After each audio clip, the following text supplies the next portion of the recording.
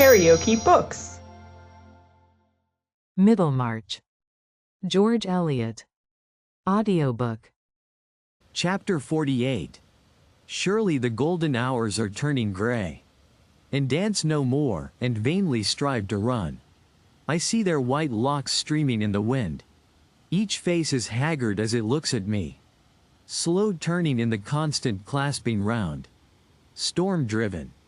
Dorothea's distress when she was leaving the church came chiefly from the perception that Mr. Casaubon was determined not to speak to his cousin, and that Will's presence at church had served to mark more strongly the alienation between them.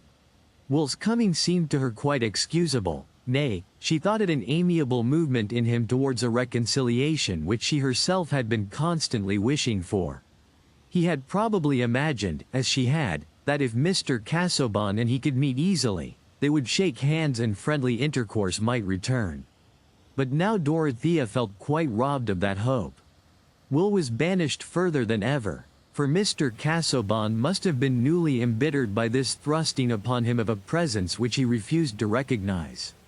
He had not been very well that morning, suffering from some difficulty in breathing, and had not preached in consequence. She was not surprised, therefore, that he was nearly silent at luncheon, still less that he made no allusion to Will Ladislaw.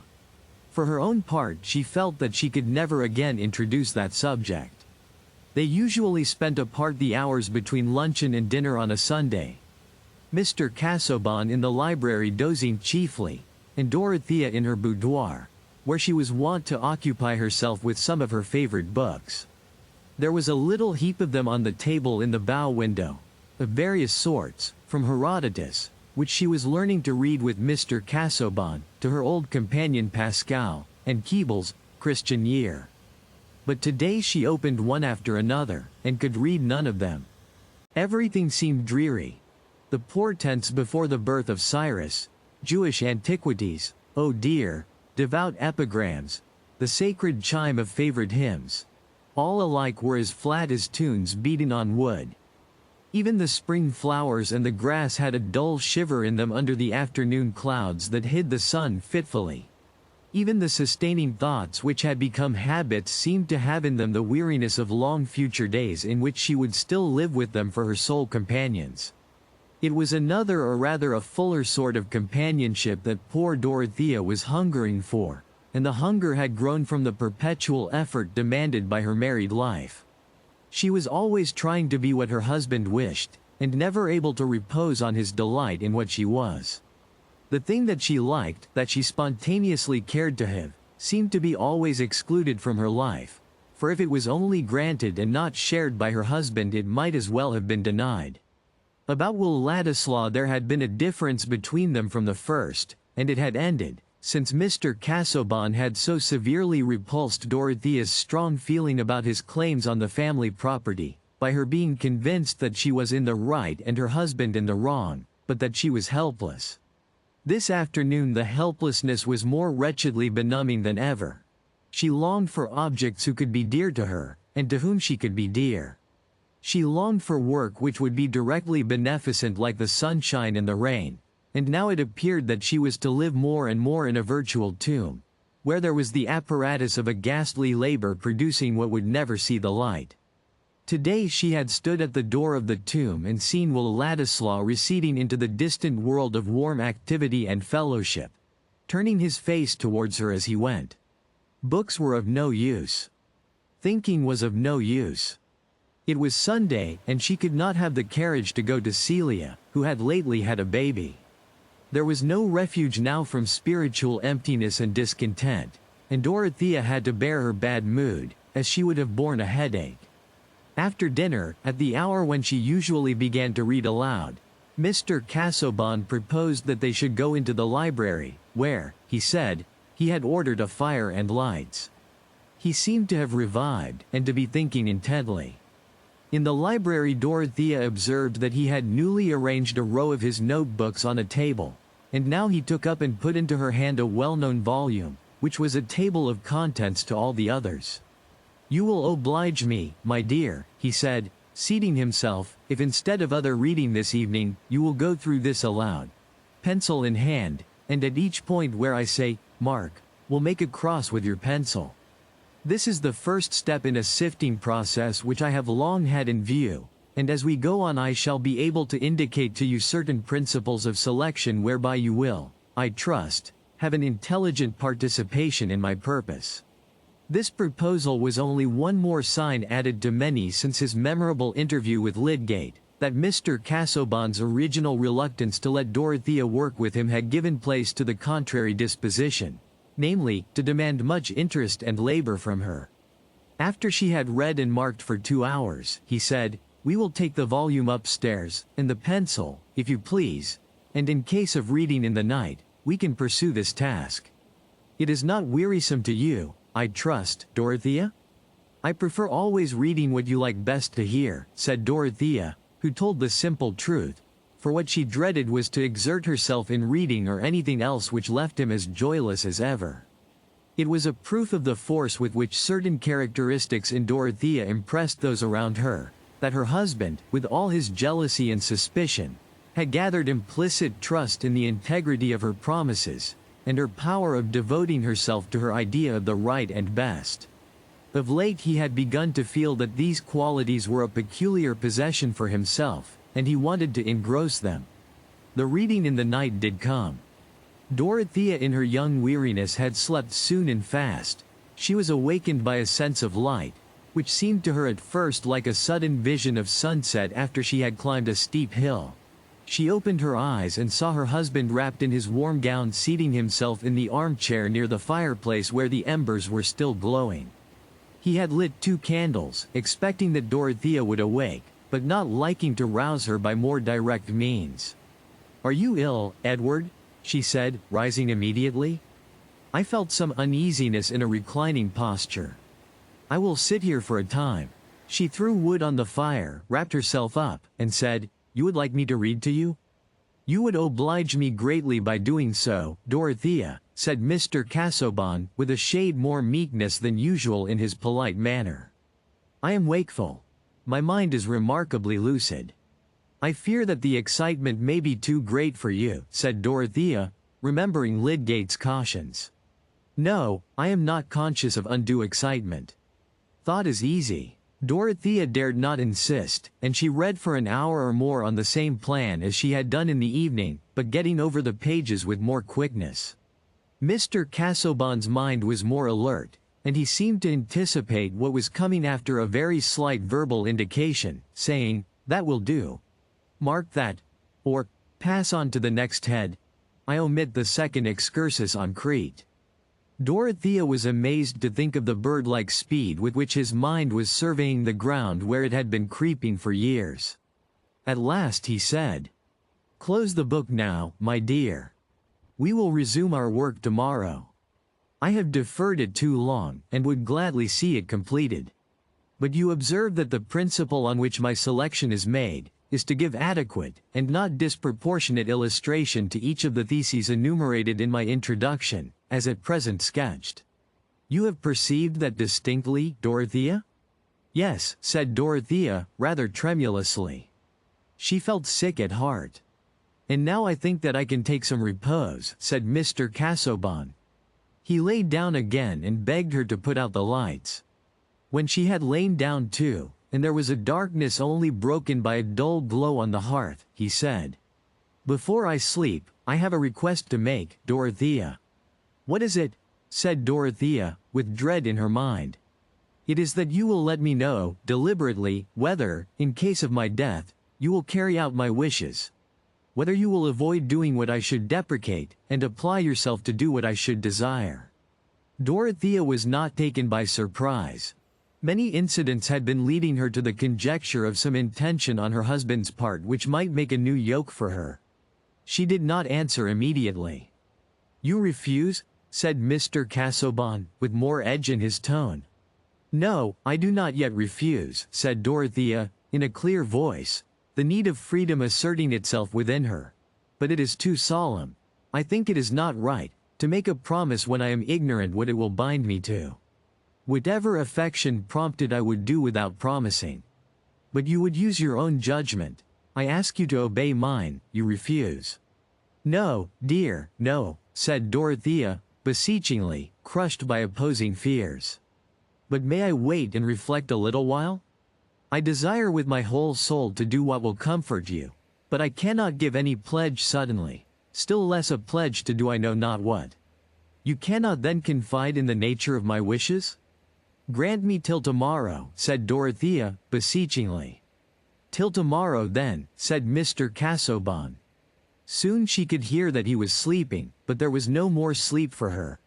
While she constrained herself to lie still lest she should disturb him, her mind was carrying on a conflict in which imagination ranged its forces first on one side and then on the other. She had no presentiment that the power which her husband wished to establish over her future action had relation to anything else than his work. But it was clear enough to her that he would expect her to devote herself to sifting those mixed heaps of material, which were to be the doubtful illustration of principles still more doubtful. The poor child had become altogether unbelieving as to the trustworthiness of that key which had made the ambition and the labor of her husband's life. It was not wonderful that, in spite of her small instruction, her judgment in this matter was truer than his. For she looked with unbiased comparison and healthy sense at probabilities on which he had risked all his egoism.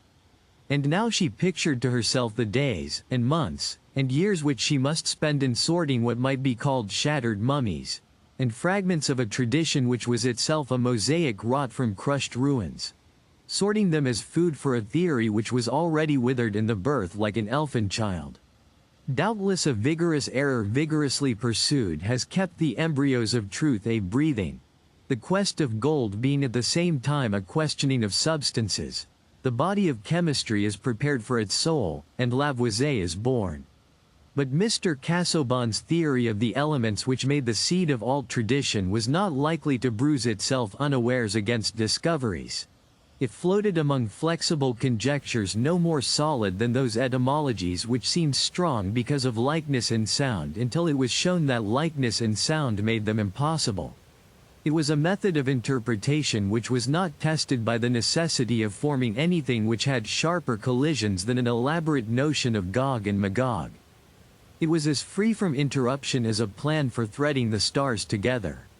And Dorothea had so often had to check her weariness and impatience over this questionable riddle guessing, as it revealed itself to her instead of the fellowship in high knowledge which was to make life worthier. She could understand well enough now why her husband had come to cling to her, as possibly the only hope left that his labors would ever take a shape in which they could be given to the world. At first it had seemed that he wished to keep even her aloof from any close knowledge of what he was doing. But gradually the terrible stringency of human need, the prospect of a too speedy death. And here Dorothea's pity turned from her own future to her husband's past, nay, to his present hard struggle with a lot which had grown out of that past. The lonely labor, the ambition breathing hardly under the pressure of self-distrust, the goal receding, and the heavier limbs, and now at last the sword visibly trembling above him. And had she not wished to marry him that she might help him in his life's labor? But she had thought the work was to be something greater, which she could serve in devoutly for its own sake. Was it right, even to soothe his grief? Would it be possible, even if she promised, to work as in a treadmill fruitlessly? And yet, could she deny him? Could she say, "I refuse to content this pining hunger"? It would be refusing to do for him dead what she was almost sure to do for him living. If he lived as Lydgate had said he might, for 15 years or more, her life would certainly be spent in helping him and obeying him. Still, there was a deep difference between that devotion to the living and that indefinite promise of devotion to the dead. While he lived, he could claim nothing that she would not still be free to remonstrate against, and even to refuse. But, the thought passed through her mind more than once, though she could not believe in it. Might he not mean to demand something more from her than she had been able to imagine, since he wanted her pledge to carry out his wishes without telling her exactly what they were? No, his heart was bound up in his work only. That was the end for which his failing life was to be eked out by hers. And now, if she were to say, "No. If you die, I will put no finger to your work," it seemed as if she would be crushing that bruised heart. For 4 hours Dorothea lay in this conflict, till she felt ill and bewildered, unable to resolve, praying mutely. Helpless as a child which has sobbed and sought too long, she fell into a late morning sleep, and when she waked Mr. Casaubon was already up. Tantrip told her that he had read prayers, breakfasted, and was in the library. "I never saw you look so pale, madam," said Tantrip, a solid-figured woman who had been with the sisters at Lausanne. "Was I ever high-colored, Tantrip?" said Dorothea, smiling faintly. "Well, not to say high-colored, but with a bloom like a chinny rose. But always smelling those leather books, what can be expected? Do rest a little this morning, madam. Let me say you are ill and not able to go into that closed library."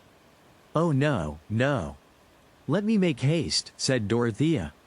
"Mr. Casaubon wants me particularly." When she went down she felt sure that she should promise to fulfill his wishes, but that would be later in the day, not yet. As Dorothea entered the library, Mr. Casaubon turned round from the table where he had been placing some books, and said, "I was waiting for your appearance, my dear. I had hoped to set to work at once this morning, but I find myself under some indisposition, probably from too much excitement yesterday.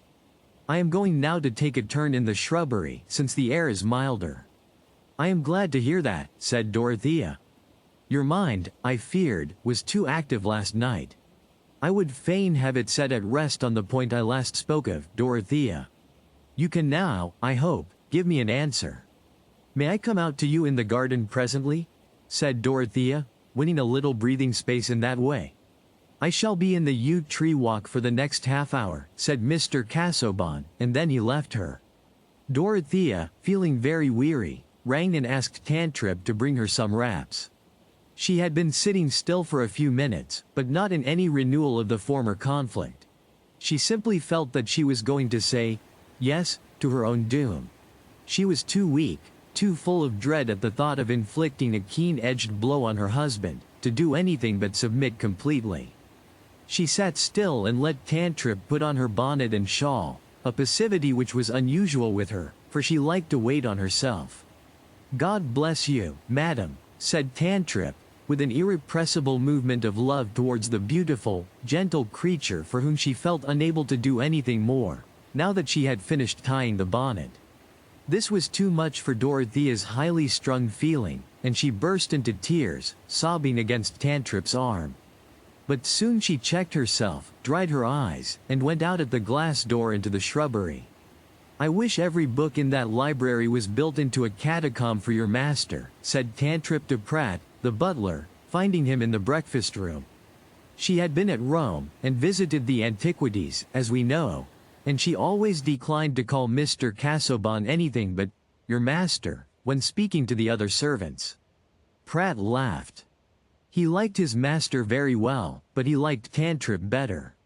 When Dorothea was out on the gravel walks, she lingered among the nearer clumps of trees, hesitating, as she had done once before, though from a different cause. Then she had feared lest her effort at fellowship should be unwelcome. Now she dreaded going to the spot where she foresaw that she must bind herself to a fellowship from which she shrank. Neither law nor the world's opinion compelled her to this. Only her husband's nature and her own compassion, only the ideal and not the real yoke of marriage.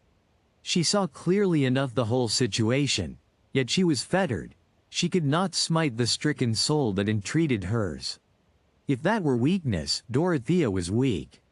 But the half-hour was passing, and she must not delay longer.